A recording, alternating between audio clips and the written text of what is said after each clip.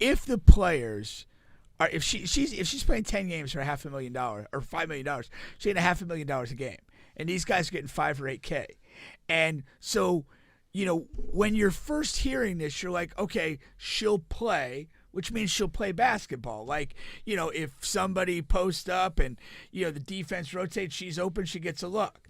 But if the players are that offended by this, they won't leave her. Yeah. Like they could, face guard her or do whatever and make it like really an awkward, miserable thing. And the Big Three, if you ever watched, it's really physical basketball, but it's what you expect from out of shape NBA guys. Yeah, for sure. You know what I mean? But even though they're older, out of shape NBA guys, they're still, faster, stronger, can jump higher, more athletic than a Caitlin Clark would be.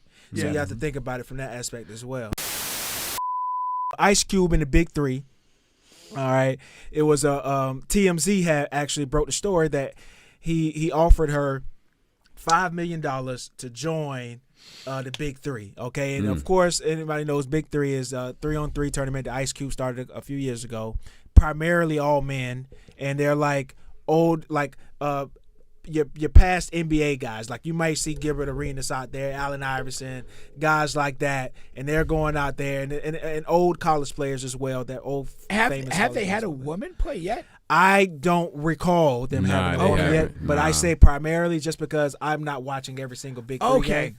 It was my idea with the way this story was presented that this would be the first. That would be my best guess from the clips and a few games that I have saw.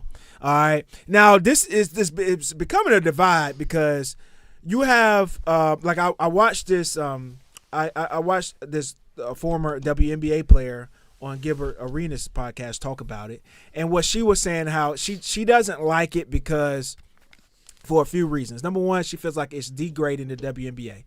So the Big Three and the WNBA season coincides. They go at the same time. All right. So basically she's saying, Caitlin is here and we're all rooting for her because we think she can play a part in saving the WNBA.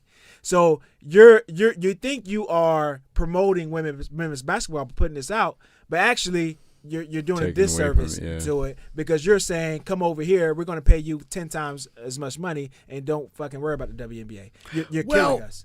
What I read is that she would be able to do both. That she does not have to, by doing the Big Three deal, she doesn't have to forego being in the WNBA. That's not 100% true. So as it stands right now, she cannot, because in a WNBA contract, and the audio is, I don't know, I think we're a little too loud. Or maybe that's just my headphones. I think my headphones aren't working. No, I'm good. You good? You can hear everything? Yeah, I'm good. So as it currently stands with the WNBA contract, you cannot play any other like sports, right? It's just like any other sport. So in the WNBA contract side, I believe on Ice Cube's side, his offer left the door open for her to play in the WNBA. So what that article may be referencing is she could like restructure her, like she's the fucking I goat. think so she could restructure her WNBA contract to put language in that she could. Right. So the way I read the article is Ice Cube's offer is $5 million to play our 10 games, and we would not prevent you from playing. Yeah, of course. So now, but I like if the contractual issues on the WNBA side, the ball would be in their court to say, well, we'll modify our standard contract to allow her to do this if we feel that it grows the game. Exactly. And then as far as the numbers wise, so people can fully know, like the average Big Three person and is making roughly about $5,000 to $8,000 a game. So Gilbert and Kenyon Martin, who have both played in the Big Three, they were saying how like the guys would be pissed about that because you got this girl coming in and you're paying her $5 million to play 10 games and you're only paying us $5,000 to $8,000. What are we? You know what I mean? And then and saying that it also I thought was funny. They said she wouldn't score a point. I thought that was funny. They went on that for a while. And the thing that you got to think about in 10 games she wouldn't score a point. Here's what you're saying. If the players are if she's playing 10 games for $500,000 or $5 million, she's getting $500,000 a game, and these guys are getting 5 or 8K, and so when you're first hearing this, you're like, okay, she'll play, which means she'll play basketball. Like, if somebody posts up and, the defense rotates, she's open, she gets a look. But if the players are that offended by this, they won't leave her. Yeah. Like they could, face guard her or do whatever and make it like really an awkward, miserable thing. And the Big Three, if you ever watched, it's really physical basketball, but it's what you expect from out of shape NBA guys. Yeah, for sure. You know what I mean? But even though they're older, out of shape NBA guys, they're still, faster, stronger, can jump higher, more athletic than a Caitlin Clark would be. So you have to think about it from that aspect as well. But you make a great point. It is exceptionally physical because the reality is, as guys lose their athleticism, they're going to rely on their body and their philosicality. It's just like an adjustment. We're all older guys now, and we play a lot more physically than we my did fouls when are up. Yeah. Exactly. Our last rec league game, I got a foul within the first 3 seconds I was in the game. This is what happens. But okay, and to finish the numbers on the WNBA side, a rookie coming in, you're looking at about roughly they're saying about 80. What did they say? About 80,000? Yeah, about 80,000. Yeah. About 80,000. And so I know you said it before we got on air, but I think it's pretty simple. Yeah, you have to fucking take the deal. I mean, the funny thing is, my initial impression with okay, she could do both. Take the deal, got to make the money. Plus, some people will tune. It's what we talked about last week. Some people will tune into these Big Three games, and then maybe they might turn into a WNBA game that they might not otherwise have done if they get a little bit comfortable with Caitlin Clark. But as we started to talk this out, it might not be the best idea. Why not? Because if you're in the get the bag crowd, it is a good idea because money's at stake. But if you're not, for the very reasons we said, the players could be assholes about it. They could face guard the hell out of her. They could abuse her in the post and those sort of things, and make her participation there, really just kind of ugly. Not let her play her game. And I don't know if she's good enough against that level of guy to play her game. And so basically you could have a situation where, you end up being in these you basically get brutalized for 10 games, and maybe you're not you'll score whatever, but you won't look good doing it. And then you're not getting any transfer fans into the WNBA to see you there. My overall point is, first of all, I think it's a bullshit offer. I don't think Ice Cube is serious at all. I think he just wants his name and his business, his company, his fucking league in the circles and in the conversation. Yeah. Because I have to be honest, I haven't even thought about the Big Three in a couple of years, probably since inception. Yeah. And so that is good for him that he found a way to get into the main news, and their season's starting fairly soon. But I say you take the bait because you don't okay, you get in, you play a couple plays, and you sit your ass down. I mean, it's $5 million, and it's only for 2 months. Like there's a short league. It's 10 games over 2 months, and the WNBA is still going to be playing. So that's also why they say you can play both. I was going to finish, but you started talking. But the other way is she can get drafted, right? Because the Big Three starts before the WNBA. And then it's going to continue playing after the Big Three is finished. So you can primarily get drafted and just say, okay, when the Big Three is over, I'll come back. Yeah, she actually holds the cards in that regard if the Big Three starts first. Yes. Because you're still like, okay, who's not going to draft her in the WNBA? That's what I'm saying. And because she's already under that contract, it either becomes, well, you're either going to open up your contract and let me finish this out and play for you, or you'll just wait until I'm done and then we'll do a deal. Yeah.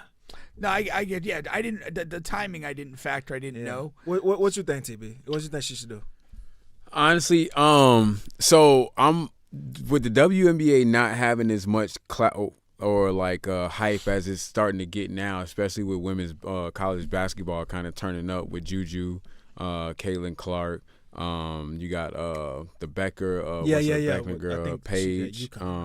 You got a couple different players, but honestly, I'm kind of with I kind of side with the WNBA where it's like you're kind of taking away from what we got going on, and I fuck with Q because, what I'm saying, he's starting something, but at the same time, it's like, Caitlyn, you don't need Caitlyn to come to the big three to make the big three big. Like, the big three is supposed to be for retired guys. It's almost like drink champs. Like, you don't bring a new artist to drink champs. You know what I'm saying? Like, you just she gotta wait her turn. You know what I'm saying? But yeah, her thing is the WNBA. Like, let her rock out, let her set the bar, get the media going. You know what I'm saying? Get the money, because when you really start breaking down the financials to the WNBA, you look at why old girl went overseas and got arrested in the first place. You know what I'm saying? She's playing over there because she's not making enough money. So when you hear about somebody getting offered $5 million, like, these WNBA women are kind of like, you know what I'm saying, they're not really making that kind of money. So just even the way we just kind of be throwing it around, tossing it up like, hey, come on with this side. Just play these little 10 games.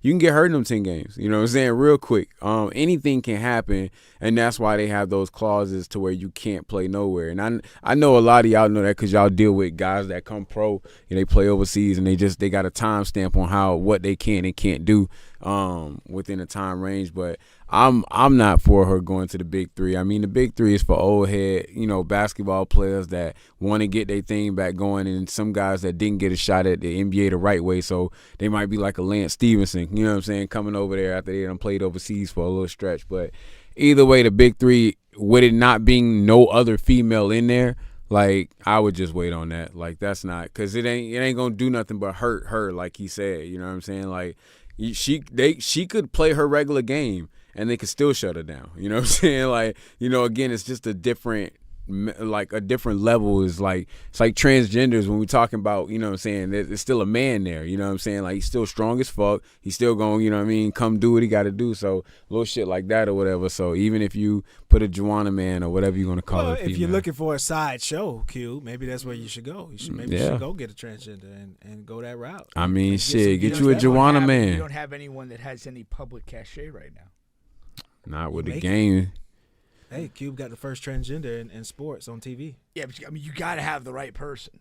Like, you got to have somebody that can play, I'm with whatever. you. I'm with you. I just don't know if that person exists right now. Not right now. Now, if you put a female on every team and let them just play their game, like you play them straight up, like, I'll be cool with that, because at least somewhere through the matchup you can guard a female. Well, that's another thing they were upset about. Is like, okay, so you offer Caitlyn this. Are you going to Are you going to offer Juju this? Are you going to offer the next one this after that? And it's like, if you're not, then what is this really all about? You know what I'm saying? And and what I really think is all about is just trying to get his big three in the talks. And that is furthermore why I want her to say, yeah, I accept, because I think it's bullshit. I don't think it's a real offer. But okay, assuming she says I accept, you're thinking at that point the big three's going to have to come up with some excuse why they can't make this happen. They can't put her on the show. So she's really, by saying yes, she's just calling a bluff on something that doesn't really exist. Yeah, that's what I think. And I think you do it for that reason. That'd be tough. Yeah, yeah. I just take things too literally. Yeah, it's not my instinct to think that that's just a bullshit offer or whatever. I don't know. Yeah, and the big three don't. It literally does not have $5 million to give to her. But I know Q can go in his pocket and give $5 million. Oh, but if they get her to commit, it's kind of like it's like the Dion thing. Like, Colorado didn't have the money for that contract when they signed it. Yeah. But they were confident there would be enough. You can get a deal. You can get a TV deal. No, that's the somebody's gonna get it just for Caitlyn purposes. And a lot of, like, when you're talking about the other thing you got to consider when you're talking about the big three, which is not something that's governed by like a players association and those sort of things, like, you can do a lot of different things with that money. Like, you can contract for that money, and it could be, okay, you're playing the 10 games, but you're also signing to be a league ambassador, and we have a list of sort of commercial commitments that attach to that, that's all connected to that $5 million. It might, it's probably not, assuming they don't just have the money to do it, which you might be completely right. There's other things that contract represents, commercial, name, image, likeness, a lot of those types of things that all come together as sort of a promotional piece. I think if he wanted to sponsor her, become her, what I'm saying, like he's saying, like, like how they got the NIL deals and all of that type of stuff. Like you want to do that, like, hey, you sponsored by the big three. Now that's different. You know, she becomes the ambassador, or something like that. Well, she wouldn't be sponsored. She would be like she'd have obligations as an ambassador of the league that are different than just simply showing up to play the 10 games. Would you watch? Would you be like? Would you go out of your way to make sure you watch? I would not go out of my way to watch. Okay. I wouldn't. I like you. I did not watch. I think I watched the night that Jay Will tore his ACL, and that was when Jay Will was playing for Patriots Posse pretty regularly. And I didn't. After that, I was like, I don't need to watch this. Yeah, like she a bucket, but like she just a shooter though, right? Like I've actually never really watched a game. I've always just heard the hype. She has more of a complete game, but compared to men playing against older men, I don't know what it would look like. I would assume she would just become a shooter in a big three type of league with those men. But against women, I mean, she can get a bucket outside of just shooting the ball. You know what I mean? But yeah, that's for sure.